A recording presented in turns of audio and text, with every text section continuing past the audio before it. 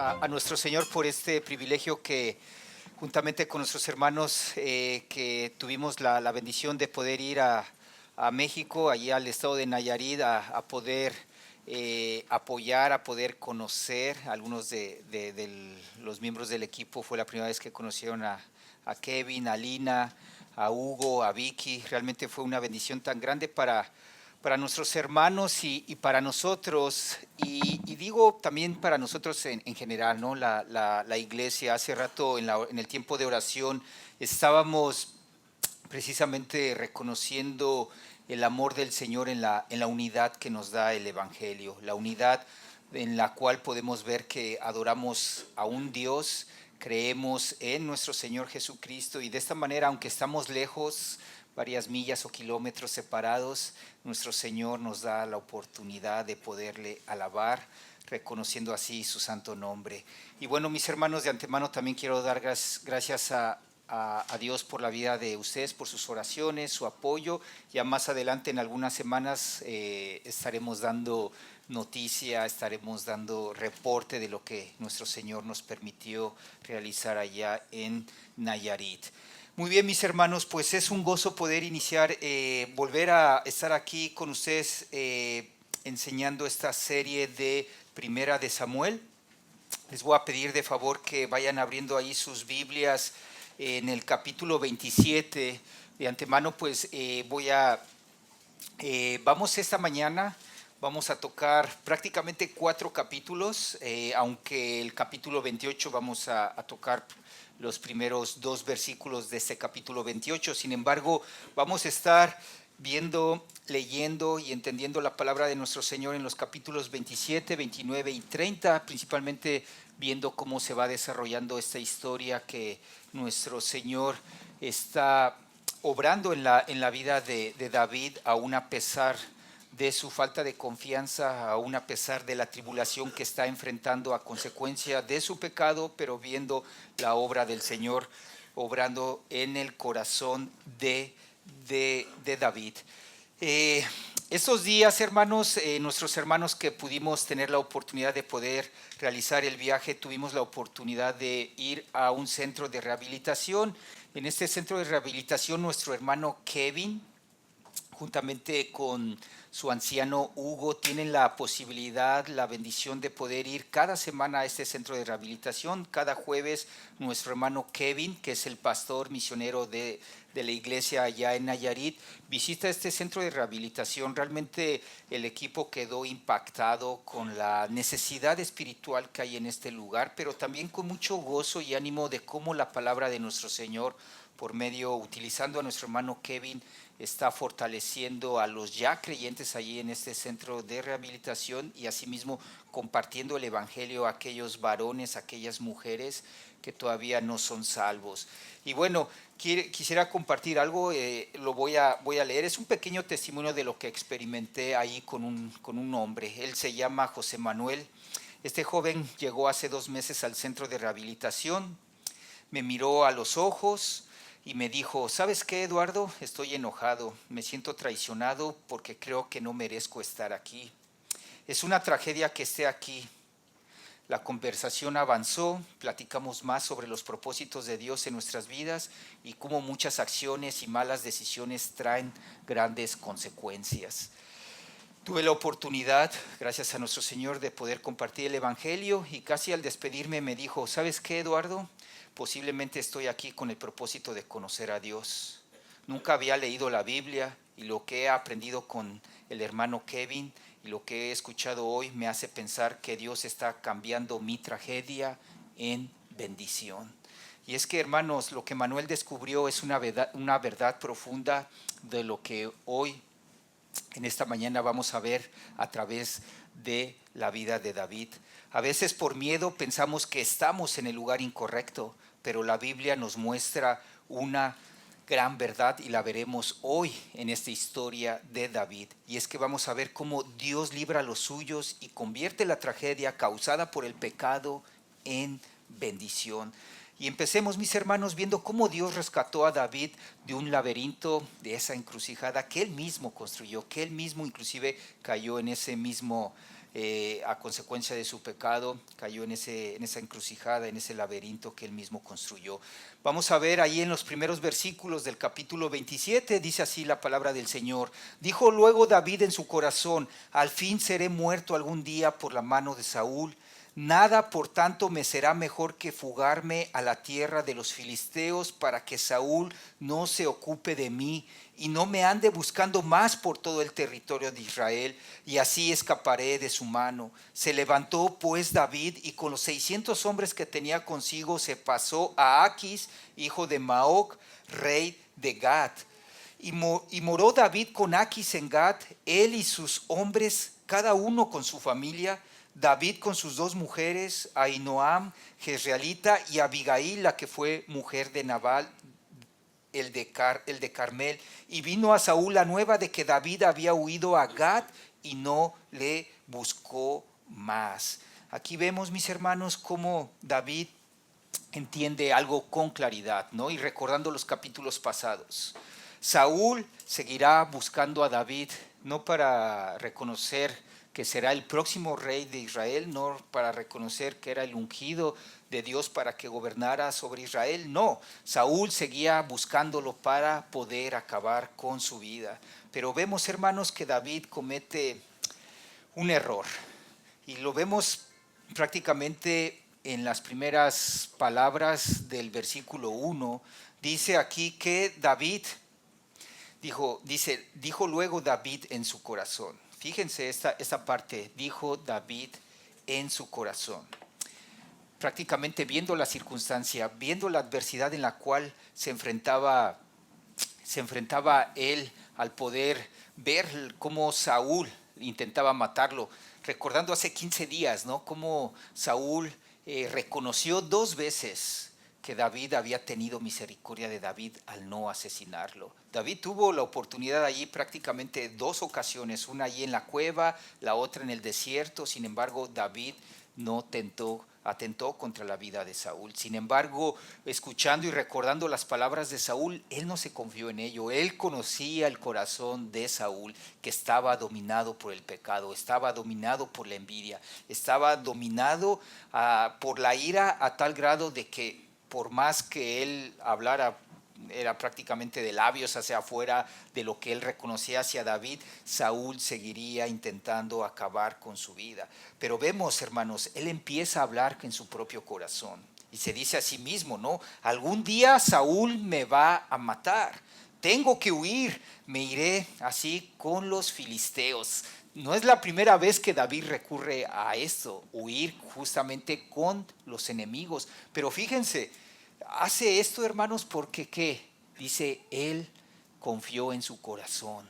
Él dijo en su corazón. No escuchamos aquí, no vemos en estos versículos que él invocó al Señor. No vemos que buscó al Señor. No vemos que confió en el Señor, sino hace todo lo contrario. Él confía en su corazón y ¿qué hace? Va con el enemigo de Israel. Va inclusive sabiendo que pues David era israelita, David había matado al guerrero Goliat, que era filisteo. Él, sin embargo, dice, me iré con los enemigos, con los filisteos. David sabe que las palabras de reconocimiento del mismo Saúl eran solo, como lo dije anteriormente, de labios hacia afuera. Y vemos que, pues, David sale del desierto. Recuerden, él estaba en el desierto de Zif. Entonces dice aquí estos versículos que se dirige a Gat, ¿verdad? Gat era ya la ciudad filistea donde precisamente estaba este rey Aquis, que era uno de los reyes o de los príncipes filisteos. Y bueno, David en su corazón decide ir con el enemigo, ir allí a Gat con el rey Aquis. Y bueno, también nos dice el texto de que no solamente él llega a Gat solo, sino va con sus 600 hombres, con sus 2 mujeres de David, dentro de ellas la mujer de Nabal, lo que vimos la semana pasada con nuestro hermano Noel, y cómo David tomó por esposa a esta mujer para poderla llevar a Gat, y también así mismo, no solamente eran 600 hombres solos, sino también llevaban a sus familias. Entonces, ¿qué pasa? David, sus hombres, sus familias, sus mujeres se dirigen a Gat, y vamos a ver a continuación como dice ahí en el versículo 8, dice que subía David con sus hombres y hacían incursiones contra los jesuritas y los jerritas y los amalecitas, porque estos habitaban de largo tiempo la tierra, desde como quien va a Sur hasta la tierra de Egipto, y asolaba David el país y no dejaba con vida hombre ni mujer, y se llevaba las ovejas, las vacas, los asnos, los camellos y las ropas, y regresaba a Aquis. Aquí vemos, mis hermanos, cómo ya estando en esta ciudad que el rey Aquis le había dado a David, que se llamaba Siclac, allí David se estableció con sus esposas, sus 600 hombres y todas sus familias. Y dice también el texto anteriormente que él allí habitó en esa ciudad, recuerden el nombre, Siclac. Vivió durante 1 año y 4 meses. ¿Y qué hace? Según este texto, según aquí la palabra de nuestro Señor nos está diciendo que David, juntamente con sus 600 hombres, ¿qué hacía? Incursiones, o sea, iba hacia estas ciudades de los jesuritas, los jesritas y los amalecitas, donde los atacaba y tomaba aquí, bueno, aquí la palabra del Señor dice que asolaba a estas personas, a estas naciones, y no dejaba con vida a ningún hombre, ninguna mujer. Inclusive se llevaba también el botín, ¿no? Las ovejas, las vacas, los asnos, los camellos y las ropas, y regresaba a Aquis, ¿no? O sea, él y sus hombres iban, luchaban. El Señor le estaba dando poder a David para poder tener esa conquista sobre estas 3 naciones, sobre esos 3 pueblos, y dice el texto que regresaba a Aquis. Y le decía a Aquis, una vez que él incursionaba sobre estas 3 naciones, sobre esos 3 pueblos, que acababa con la gente, que tomaba el botín, le decía a Aquis a David: ¿dónde habéis merodeado hoy? Y David decía: en el Negev de Judá y el Negev de Jaramel, o en el Negev de los cananeos. Es todo lo contrario del nombre de las ciudades. Si se dieron cuenta, el nombre de las ciudades de las cuales él atacaba no eran estas de las cuales David le decía al rey: he atacado estas 3 ciudades. No, le decía: he atacado el Negev de Judá, el de Jerameel y el Negev de los cananeos. Mentira, David estaba engañando a este rey filisteo.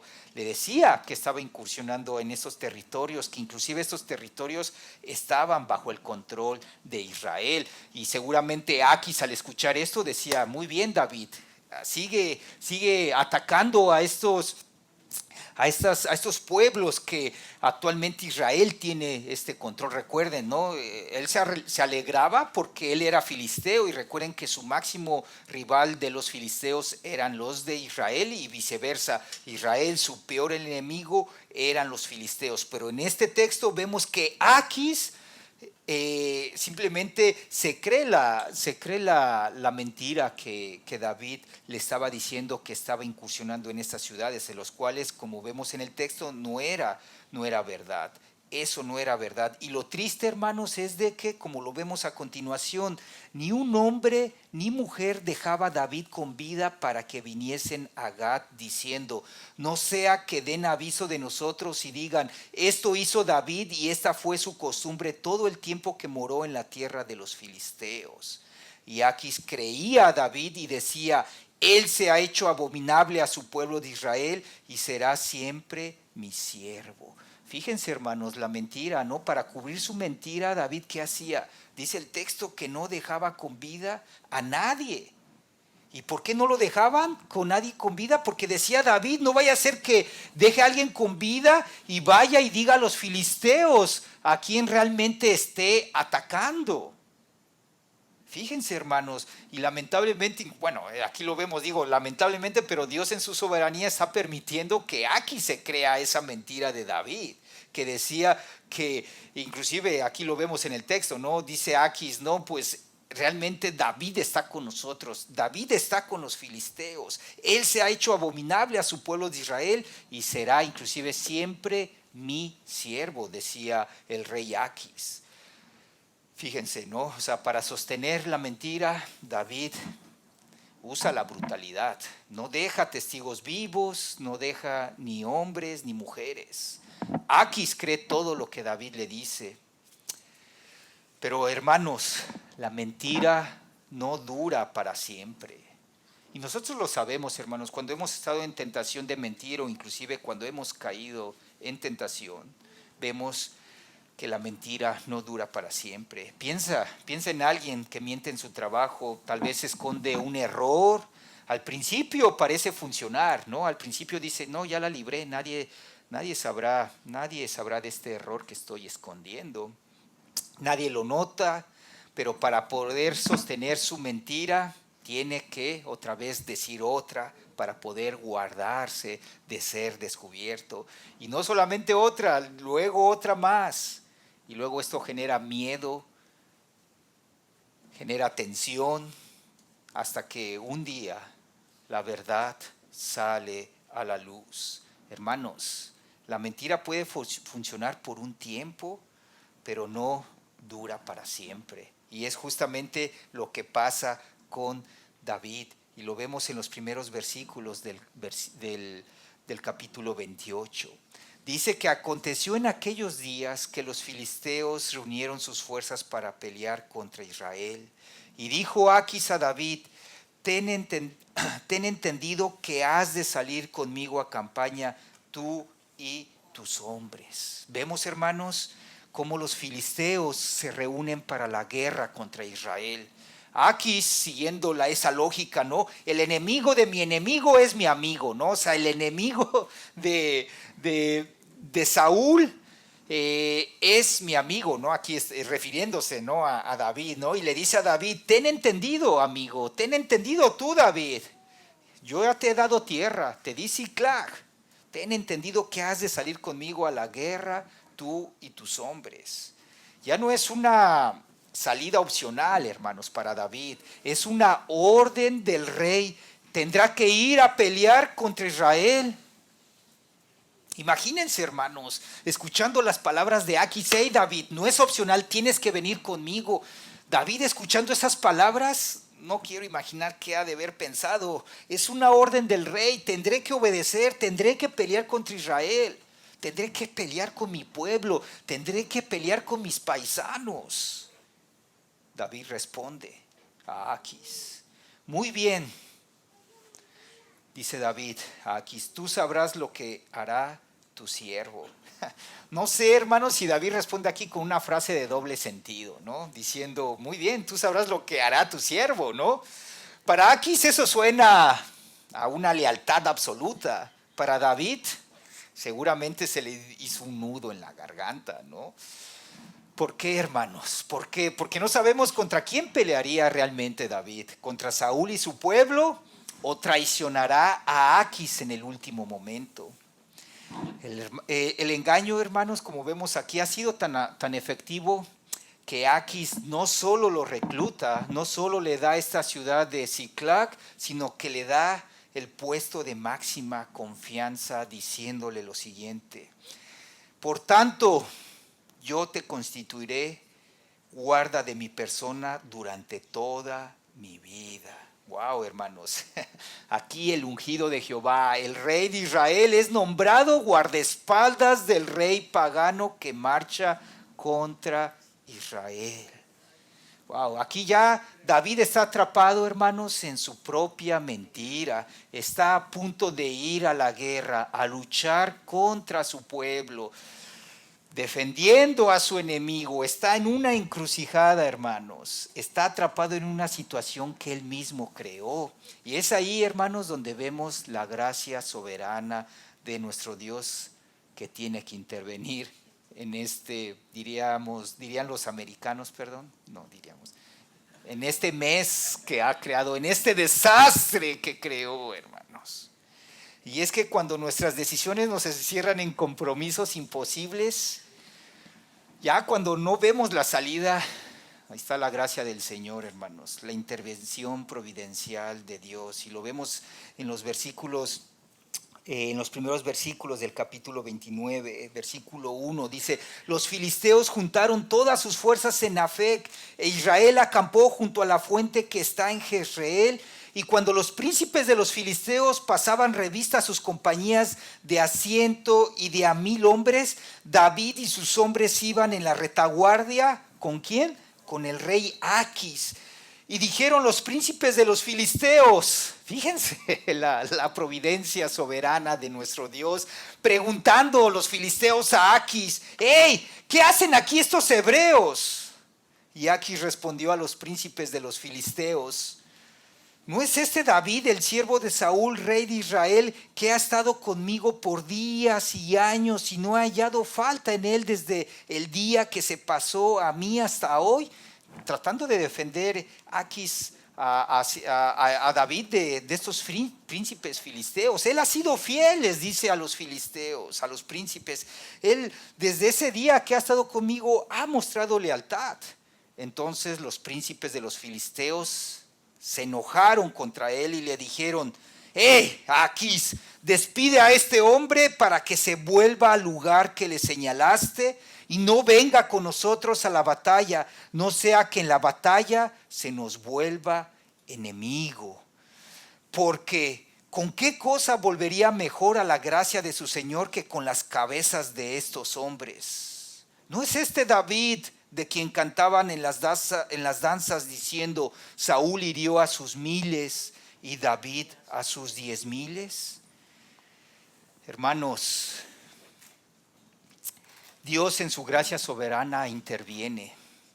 Usa los mismos, fíjense hermanos, cómo usa los mismos filisteos para poder rescatar a David de la situación que él mismo había creado. Aquí vemos la gracia del Señor. David no merecía ser librado, hermanos. Tenía que haber enfrentado la consecuencia de su mentira. No tenía que haber sido librado del problema en el que él se había metido por el engaño, por la mentira. Sin embargo, vemos, hermanos, cómo Dios actúa soberanamente, mostrando su gracia, su misericordia para con la vida de David. ¿Y qué pasa? Lo libra. Dios libra a David y transforma la tragedia, mis hermanos, la tragedia causada por el pecado de David en bendición. Y lo vamos a ver a continuación. David es llamado por Aquis, porque David ya no tenía salida, pero vemos, Dios va moviendo las piezas para librarlo. ¿De librarlo de qué? De enfrentarse con su pueblo, de librarlo de matar a Saúl, de traicionar a su pueblo. Dios lo saca de ahí justo a tiempo y David sale a la mañana. David respira posiblemente aliviado, ¿no? Él seguramente, Aquis pensó: pues mi David, mi amigo, ha de estar bien triste porque lo hemos despreciado, ¿no? Pero dentro de David sabíamos que él seguramente respiró aliviado. Dios lo libró, pero ahora Dios debe traer a su corazón un aprendizaje para David. David piensa que va a descansar, pero está a punto de caminar sobre las cenizas. Aquí vemos que Aquis le dice a David: no más, lo va a llevar hacia la guerra. Y en el versículo 9 vemos cómo le dice Aquis a David, dice: yo sé que tú eres bueno ante mis ojos como un ángel de Dios, pero los príncipes de los filisteos me han dicho: no venga con nosotros a la batalla, levántate pues de mañana tú y los siervos de tu Señor que han venido contigo, y levantándoos al amanecer marchad. Y se levantó David de mañana, él y sus hombres, para irse y volver a la tierra de los filisteos, y los filisteos fueron a Jezreel. Vemos entonces, hermanos, que sí, precisamente David en la mañana después de descansar, va a casa, regresa a esta parte que el rey Aquis le había dado a David, a sus 600 hombres, juntamente con sus familias, a Siclac.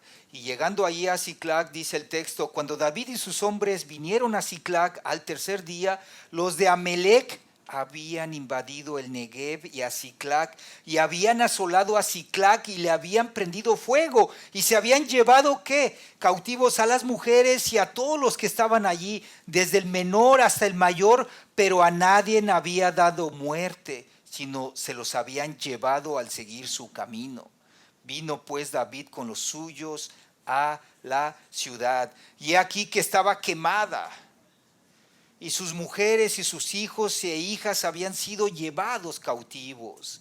Entonces David y la gente que con él estaba alzaron su voz y lloraron hasta que les faltaron las fuerzas para llorar. Las dos mujeres de David, Ahinoam jezreelita y Abigail, la que fue mujer de Nabal el de Carmel, también eran cautivas. Y David se angustió mucho porque el pueblo hablaba de apedrearlo, pues todo el pueblo estaba en amargura de alma, cada uno por sus hijos y por sus hijas. Mas David se fortaleció en Jehová su Dios.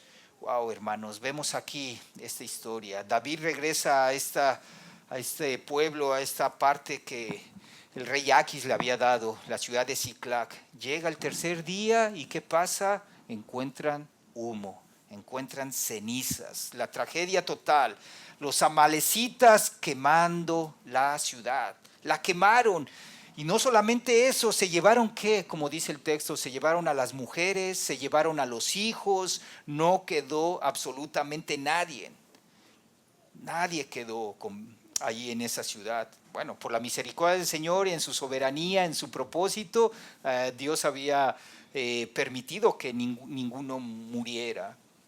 Pero el dolor era insoportable, lo vemos, ¿no? Con estos 600 hombres, con David, viendo que ya no estaban sus familias allí en la ciudad, que los amalecitas los habían llevado cautivos. David y sus hombres, ¿qué pasa? Lloran hasta quedar sin fuerzas.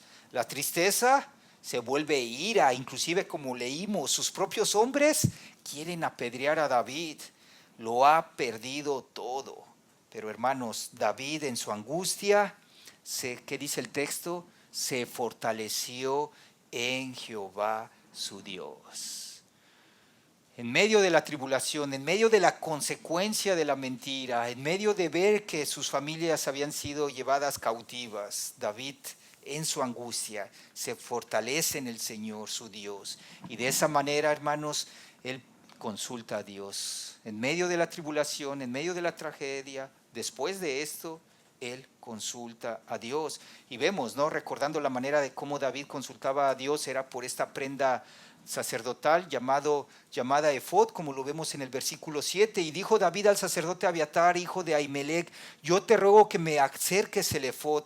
Y Abiatar acercó el efod a David, y David consultó a Jehová diciendo: perseguiré a estos merodeadores, los podré alcanzar. Y él le dijo, el Señor le respondió a David diciendo: síguelos, porque ciertamente los alcanzarás, y de cierto librarás a los cautivos. Entonces vemos, hermanos, David vuelve a consultar al Señor. Después de la tragedia, después de haber confiado en su corazón e ir a la tierra de los filisteos, ver la consecuencia de la mentira, ver la tragedia de él y de sus hombres, David consulta al Señor mediante el efod. Y la pregunta es hacia el Señor, diciéndole: perseguiré a estos merodeadores, los podré alcanzar. El Señor le responde: persíguelos, síguelos, porque ciertamente los alcanzarás y de cierto los librarás a los cautivos. Dios le estaba respondiendo a David.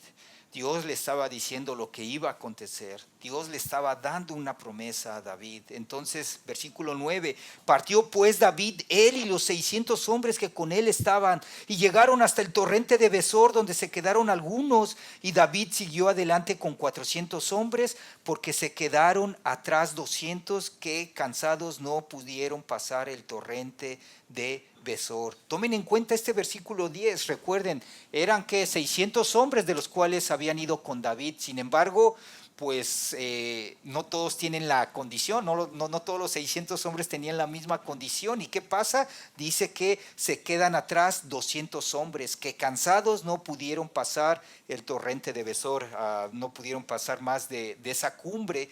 Entonces vemos, hermanos, mientras David obedece al Señor y sale en busca de los amalecitas para rescatar a sus familias, para rescatar lo robado por los amalecitas, Dios en su providencia divina obra en el camino. Voy a relatarlo, no vamos a leer los versículos, pero cómo Dios obra en el camino en la búsqueda de esos amalecitas, en la búsqueda del rescate. Dios permite que David se encuentre un egipcio, un esclavo precisamente de una amalecita. Este esclavo que también el texto dice que su amo lo había dejado ahí, lo había abandonado.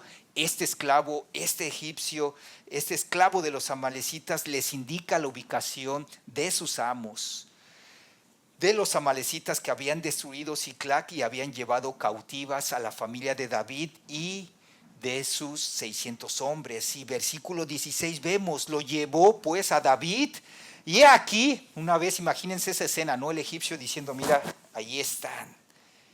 Y he aquí que estos amalecitas que estaban desparramados sobre toda aquella tierra, comiendo, seguramente festejando, ¿no? Comiendo y bebiendo y haciendo fiesta por todo aquel botín que habían tomado de la tierra de los filisteos y de la tierra de Judá. ¿Y qué pasó? Y los hirió David desde aquella mañana hasta la tarde del día siguiente, y no escapó de ellos ninguno, sino 400 jóvenes que montaron sobre los camellos y huyeron.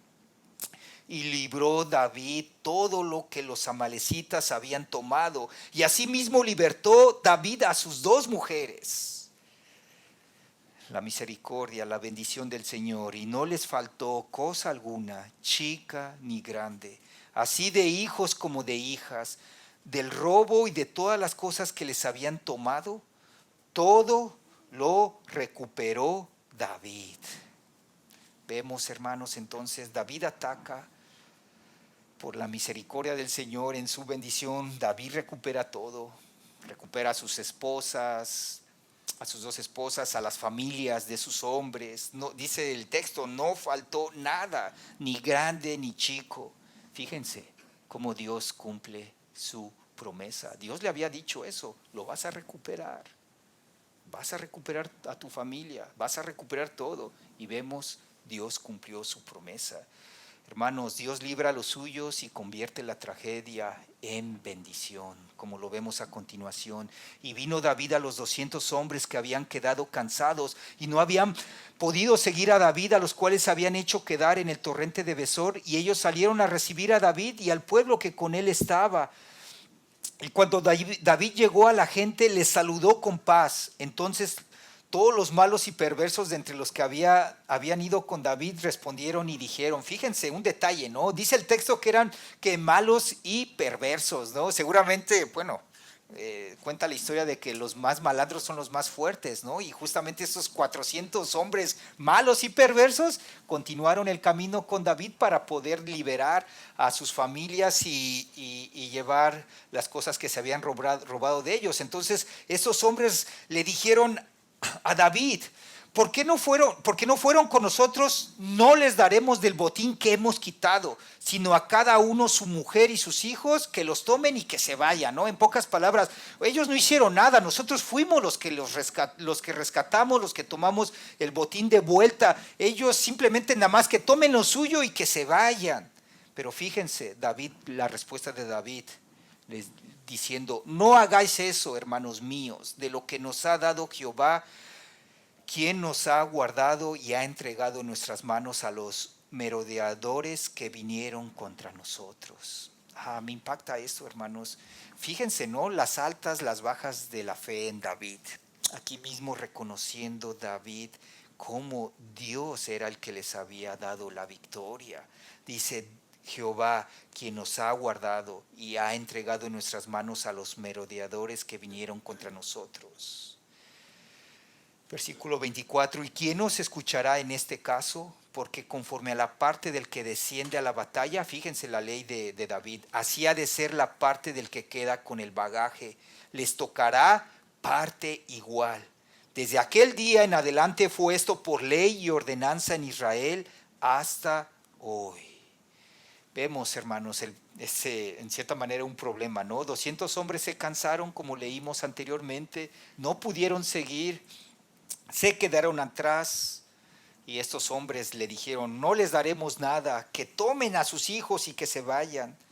Y la respuesta de David, ¿no? No hagáis eso, hermanos míos. Y de esa misma manera él establece una ley, una igual parte para el que pelea como el que se queda cuidando las cosas. ¿Por qué, hermanos? Su respuesta es porque la victoria fue el regalo de Dios para con ellos. Él reconoció que la victoria, la recuperación de sus familias, de sus bienes, el Señor se los había devuelto.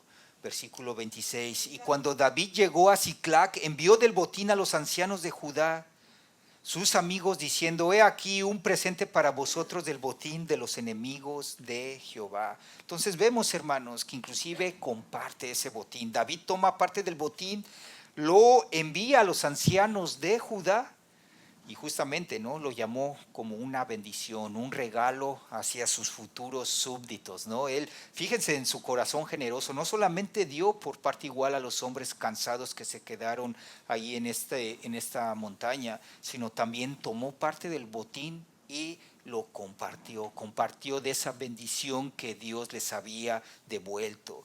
Hermanos, así convirtió David su tragedia en bendición para todo el pueblo, no solamente para los 600 hombres, sino también para estos príncipes de estas ciudades o estos ancianos de Judá.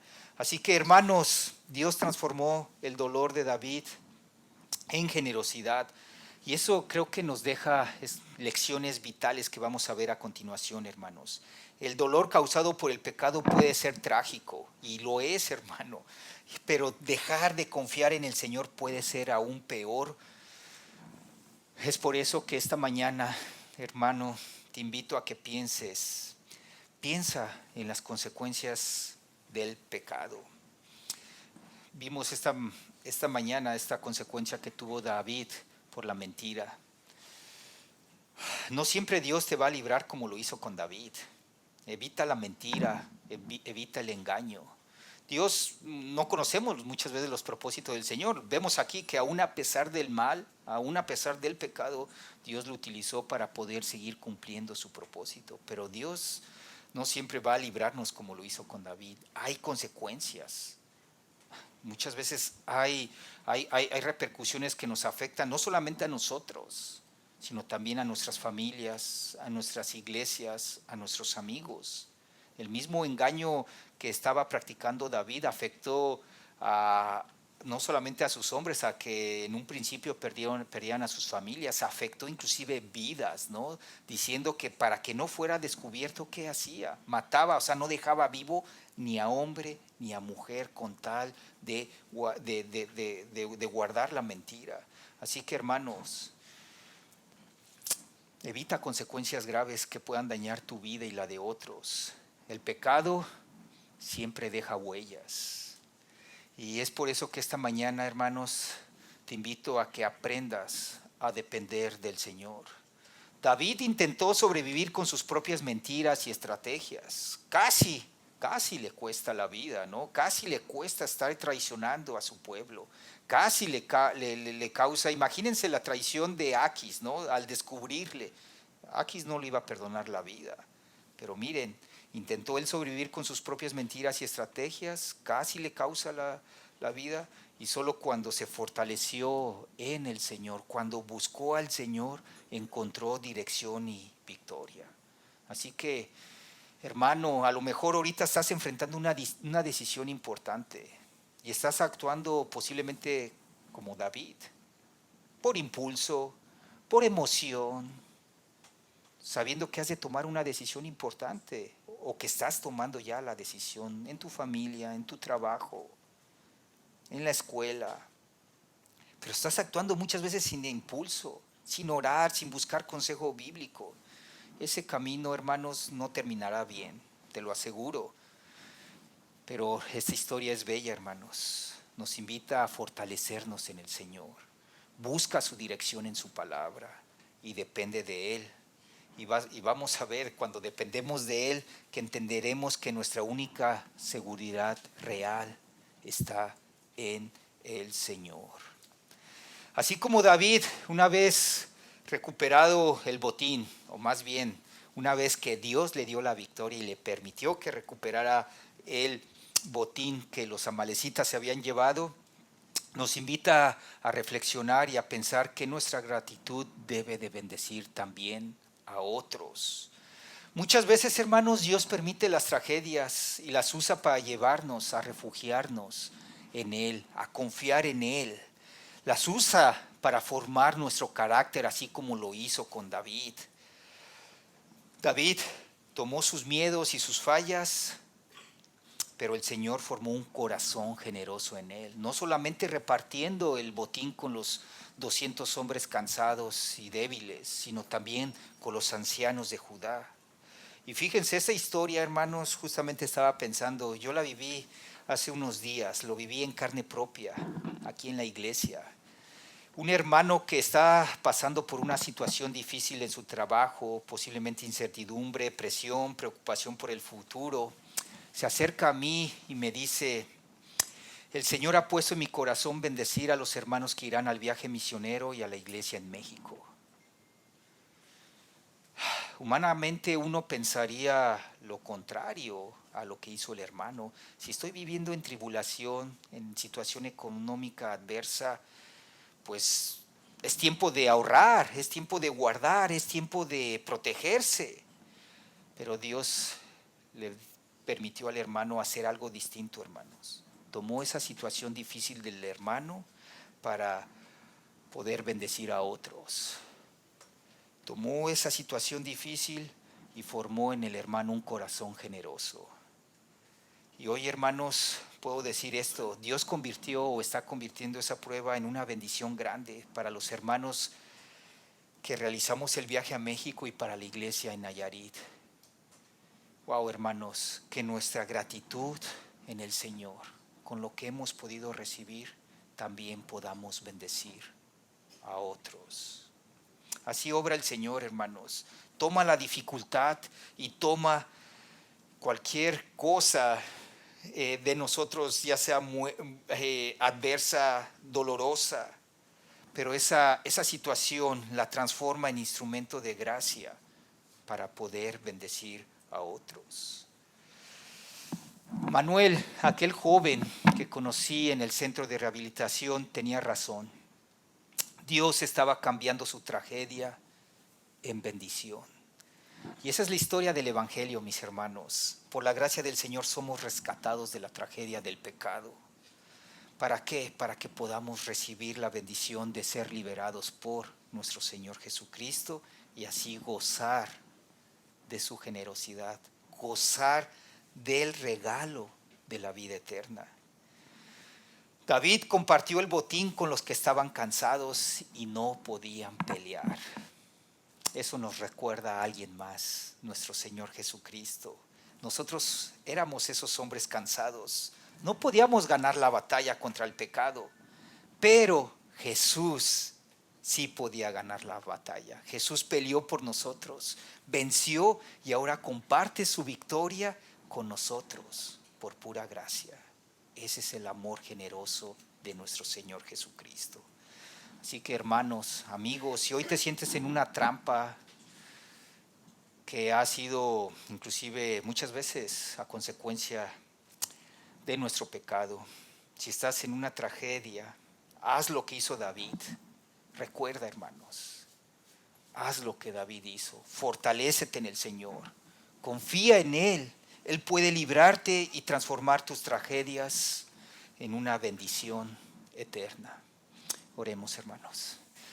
Padre amado, Padre bueno, gracias por tu amor, por tu fidelidad, tu gracia, tu misericordia, que aún a pesar de nuestras caídas, aún a pesar de lo malo que somos, de nuestras fallas, de buscar inclusive nuestro supuesto bien, utilizando recursos como la mentira, engaño, como lo vimos en esta historia de David. Tú eres fiel y justo, que en tu gracia nos has perdonado por medio de la fe en nuestro Señor Jesucristo. Gracias, Padre, porque no merecíamos ese gran regalo de la vida eterna. Sin embargo, aún a pesar de lo que somos, de los pecadores que somos, en tu gracia nos has rescatado para darnos esta gran bendición de poder saber que nuestra seguridad, nuestra vida eterna está contigo. Gracias, Señor.